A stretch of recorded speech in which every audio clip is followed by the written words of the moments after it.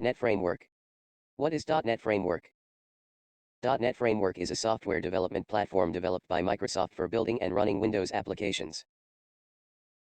To download Visual Studio, go to your browser and search for .NET.Microsoft.com, or you can just click the link in the description below. The .NET Framework consists of developer tools, programming languages, and libraries to build desktop and web applications. It is also used to build websites, web services, and games. You can freely download and install .NET Frame. It's much better to get the latest version of it.